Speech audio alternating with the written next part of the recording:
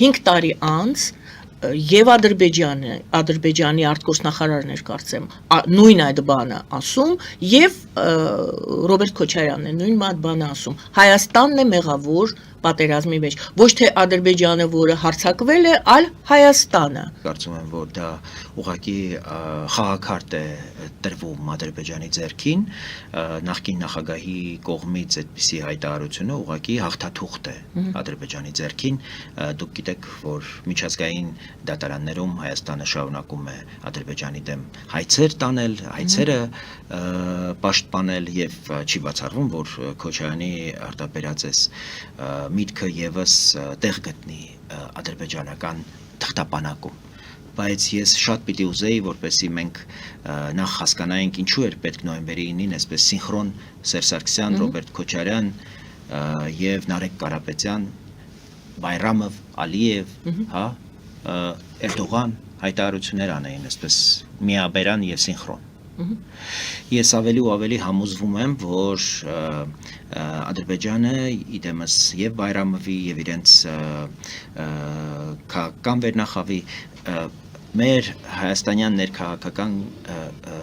միջավայրում դերակատարություն են վերցնում իրենք ներկա են արդեն մեր ներքաղաքական միջավայրում եւ հասկանալով ճակատագրականությունը առաջիկա քաղաքական գործընթացների ընտրությունների Ադրբեջանը ոչ միայն սնունդով է ապահովում հայտնի քաղաքական շրջանակներին Սերժ Սարգսյան, Ռոբերտ Քոչարյան եւ իրենց այս ամբողջ շրջանակին նաեւ իրենք ուղիղ դերակատարներ են իրենց հարցազրույցներով այո իրենց օրակարգերով եւ իրենց բարձրացրած հարցերով ամենևին պատահական չի Ռոբերտ Քոչարյանի Սերժ Սարգսյանի դիրքավորումը այդտեղ ես ավելի ու ավելի համոզվում եմ որ Ռոբերտ Քոչարյանը եւ Սերժ Սարգսյանը ուղղակի նվեր են Ալիևի համար թե իբրև ընդդիմադիրի դեպ եւ թե իբրև Աստված միայն ասցե եթե իրենց հաջողվի իշխանություն վերցնել որպես իշխանություն որտեղ դրանով մենք հասկանում ենք չէ որ այլևս ոչ մի խաղաղագործընթացի հերանեկար չի կարող լինել եւ Վաշինգտոնյան ոչ մի պայմանավորվածություն այլևս չեն կարող հույս ունենալ նույնիսկ որ կարող է շարունակվել իրենց նպատակը ամեն ինչ շրջելն է բերել նոյեմբերի 9-ի հայտարարությանը եւ նոյեմբերի 9-ի 9-րդ կետի իրագործմանը որը կնշանակի հայկական պետականության չեղարկում Ինչու է նվեր, ինչու են նվեր էս երկուսը, որովհետև դա միջազգային գործընկերների հետ իրենք շատ պարզ իրենց խոսակցության մեջ ցույց են տալիս թե տեսեք ինստիտուցիոնալ ընդդիմությունն ովքեր են նրանք ովքեր օրինակ չեն բավարարվում 29743 քառակուսի կիլոմետրով եւ հայտարարում են որ Հայաստանը որպեսի գործոն լինի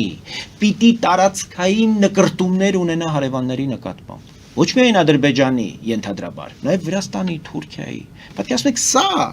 այս պատուհասությունը Հայաստանի ղեկավարն է եղել։ Տարածքային նկրտումներով, ուրեմն այս կոմպակտ փոքր ժողովրդի վրա այդպիսի բեր դնել, որպեսզի մենք մեր զավակների կյանքով տարածքային ուրեմն պահանջներ ունենանք հարևանների նկատմամբ։ Ուրեմն մենք խաղաղ ապրելու Համակեցություն ունենալու, համերաշխ ապրելու մոդուս վիվենդի չենք կարող ունենալ։ Մենք որպեսի գործոն լինենք ըստ Ռոբերտ Քոչարյանի, պիտի տարածքային նկրտումներ ունենանք։ Սա հենց ապացույց է, թե Ալիևը ինչպես է մեր վերաբերյալ խոսում միջազգային գործընկերների հետ, ցույց տալով, թե նայեք ովքեր են հավակնում Հայաստանում իշխանության։ Ովքեր են եղել իշխանություն Եվ ովքեր են փորձում գալ իշխանության Հետևաբար նա լեգիտիմացնում է իր սպառազինվելու որոշումը Որտեվ կարծում է, որ եթե Ռոբերտ Քոչարյանը եկավ իշխանության Նրան հաջողվեց իշխանություն վերցնել Որտեվ ինքը առանցքային դերակատարներից մեկն ու իշխանության հավակնորդներից մեկն է Ուրեմն Ադրբեջանը ստիպված այսպես կոչված Պիտի նորից ուժի դիմի, որպեսզի ռևանշի այդ տրամադրությունները կարողանա զսպել Ահավասիկ թե ինչ է նշանակում այս նվերը Ռոբերտ Քոչարյանի եւ Սերժ Սարգսյանի տեսքով Ալիևի համար եւ թե դա ինչ մեծ ական է հայկական պետականության հիմքում Ինչու է այդ ականը դրվում եթե ական է Դե ես այդ հարցը ոչ ադրբեջանցիների կողմից շատ եմ բարձրացրել որ ընդհանրապես կարծում եմ որ այնքան ապացույցներ եւ իրողություններ կան, որ այս դերակատարները ընդհանրապես պիտի զրկվեին առաջիկա քաղաքական գործընթացներին մասնակցելու հնարավորությունից։ Մոլդովայում տեղի ունեցած ընտրությունները եւ դրան ընտրությունների բուն օրը նախորդած օրվան նախորդած իրադարձությունները ուղղակի մեզ համար ամենօրյա ուսումնառության նյութ են, թե ինչպես պետք է պայքարել ուրեմն թշնամի հակառակորդ երկրների կողմից ֆինանսավորվող քաղաքական սուբյեկտների հետ։ Անհերքելի ապացույցներ են, որ Ռոբերտ Քոչարյանը կրկնում է թշնամու հակառակորդի նարատիվները։ Բազմաթիվ ապացույցներ կան, որ նա ուղղակի այստեղ հանձնարարություն է կատարում, ուրեմն որոնք գալիս են Ռուսաստանից։ Առաջին կարևոր ամբիոնից վարչապետը եւ ազգային ժողովի նախագահ ասում են, որ դա մարդասպան է եւ ԿԿԲ-ի գործակալ։ Լրտես։ Բայց դրան բացի քաղաքական գնահատական տալը, իրավական գնահատական չի տրվելու։ Իլյուստրացիա չի արվել Իսկ իրավական գնահատականը դա չի ենթադրում, որ այս մարդիկ պիտի առնվազն ինչ որ առժամանակ արկախվի իրենց քաղաքական գործունեության հնարավորությունը եւ քննության ընթացքում առնվազն նրանց հնարավորություն չտրվի։ Պարոն Բաբաջանյան, հայտարարություններով այդ ժողովրդավարության այս իշխանությունները հայտարարություններից անդին չեն կարողանում անցնել։ Իրենք գործողություն անելու համար բավարար խիզախություն եւ կամք չունեն։ Իրենք ունեն վախեր միայն։ Վախեր թուրքերից, վախեր ռուսներից, վախեր եվրոպացիներից, վախեր ամերիկացիներից։ Իրենք չգիտեն ինչպես պետք է պաշտպանել պետության հիմքերը եւ ժողովրդավարությունը։ Ես ձեզ օրինակներ բերեցի Մոլդովա, դրանից առաջ Ֆրանկ Վալտեր Շտայնմայերը, երկրի նախագահ Գերմանիայի, ասում է, թե ինչ պիտի արվի ամենապոպուլյար, այսօր Գերմանիայում ամենապոպուլյար աջ ծայրահեղական այլընտրանք Գերմանիայի համար կուսակցության հետ փակել, եթե անհրաժեշտ է, որտեղ պոպուլյար չի նշանակում, որ պոպուլյար ուժը կարող է հարվածել պետության հիմքերին եւ ժողովրդավարությանը։ Այս մարդկանց նպատակը ժողովրդավարական ընտրություններին մասնակցել եւ հայկական ժողովրդավարությունը ջախջախելն է։ Իսկ դրա համար նրանք օգտագործում են պետությունից թալանած միջոցները եւ ինձ հետ հավասար մրցավազքի մեջ են մտնում։ Եվ այդ միլիարդներով առավելության են հասնում իմ նկատմամբ։ Ես հայկական իշխանություններին, Հայաստանի իշխանություններին ասում եմ, որ ձեր ընդդիմադիրը ես պիտի լինեմ, եւ ձեզ պիտի ես հաշվետվության եւ թափանցիկության պահանջ պիտի ներկայացնեմ, թե դուք ինչպես եք օգոստոսի 8-ի պայմանավորվածությունները կատարում։ Ոչ թե ես պիտի հարց բարձրացնեմ, որ օգոստոսի 8-ի այլընտրանքը նոյեմբերի 9-ն է թե ոչ, այլ թե մենք ինչքան հետևողականությամբ ենք խաղաղության օրակարգը առաջ մղում։ Ոչ թե պիտի պաշտպանենք օգոստոսի 8-ի համաձայնությունները, թե չպիտի պաշտպանենք։ Եվ ընդհանրապես քրեական պատիժ պիտի նախատեսվի որևէ մեկի նկատմամբ, ով նոյեմբերի 9-ի փաստաթուղթի հարց կբարձրացնի եւ կխոսի նոյեմբերի 9-ի փաստաթղթի 9-րդ կետը իրագործելու անհրաժեշտության կամ հրամայականի մասին, որտեղ այդ կետը վերաբերում է արտատարածքային միջանցքին եւ այդ կետի իրականացումը նշանակում է, որ Հայաստանը իր սուվերեն տարածքի նկատմամբ իր իրավազորությունը պիտի կորցնի։ Այդպիսի կոչ են անում Սերժ Սարգսյանն ու Ռոբերտ Քոչարյանը եւ դրա համար իրենց պատժելու փոխարեն գնացել են Նարեկ Սամսոնյանի եւ Վազգեն Սաղաթելյանի դեմ, այսա ինձ համար հարցեր առաջացնում։ Դա թուլության նշան է, հա։ Դա իրականում մեր հիվանդությունները ախտորոշել չկարողանալու նշան է, որովհետև իրական խնդիրներ կան, որոնք դիագնոզելու պրոբլեմ կա։ Եթե մենք չենք կարողանում դիագնոզել, եթե գնում ենք բժշկի եւ բժիշկը չի կարողանում մեր հիվանդությունը բացահայտել եւ հասկանալ, չի կարող, չէ՞, պատշաճ բուժում իրականացնել։ Պետության գլխավոր դերը ի՞նչն է, որպեսզի հասարակության մեջ տեղի ունեցող process-ներին կարողանա ճիշտ ախտորոշում տալ, որպեսզի գործողություններ դրան հետևեն։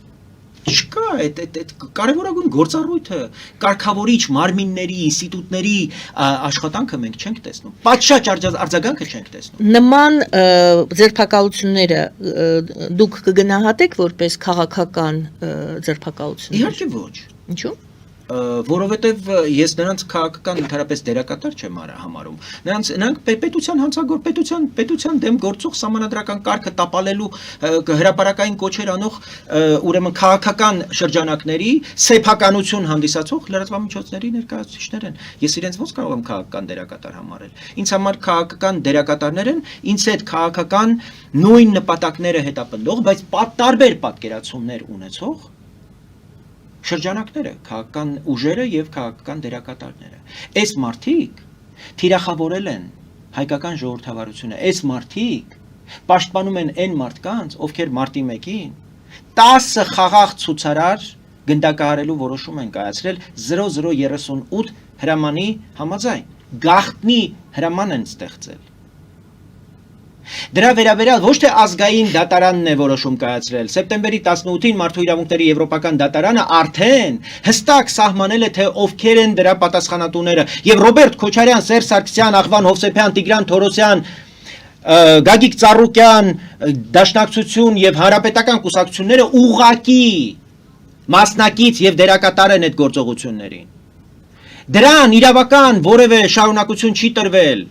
Մինչդեռ Մարդու իրավունքների եվրոպական դատարանը մեր դատախազությանը հանձնարարություն է տվել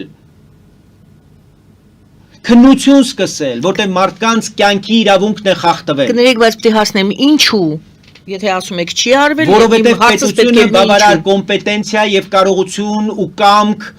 գիտելիք չունի հասկանալու, թե որտեղից պիտի սկսի եւ ինչ պիտի անի, որտեղ չեն կարողանում հիվանդությունը ախտորոշել։ Եվ մտածում են, որ քաղցկեղը, որը արդեն մետաստազներով հասել է ծայրաստիճան վտանգավոր սահմանի, մտածում են թերապևտիկ միջոցներով, հա, անալգինով, ասպիրինով կկարողանան բուժել։ Այդպես չի լինում։ Վիրահատական միջոցներ միայն հիմքեր պետք է ունենաս եւ ապացույցներ։ Ես ձեզ հիմքերն ու ապացույցները հիմա այսպես հատորներով դրեցի ձեր առաջ։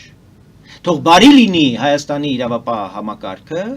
այս հայտարարություններից հետո ինձ հրավիրի, ես իրենց ամբողջը քեյսերով ներկայացնեմ։ Իդեպ առաջիկա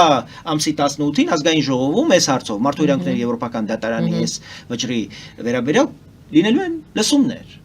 Եվ ըստ ամենայնի վարչապետն է այնտեղ լինելու եւ անպայման լինելու է գլխավոր դատախազը, եւ ես ուղիղ իրեն հարցնելու եմ, ինչով եք դուք զբաղված։ Այն քաղաքական ընդդիմախոսները այս ում հիմա բերման են ենթարկել։ Նրանք ընդհանրապես դեմ են, որ մարտի 1-ի գործով որևէ իրավական գործընթաց լինի։ Մենք ասում ենք, որ մարտի 1-ը մեր ժողովրդավարության, մեր պետության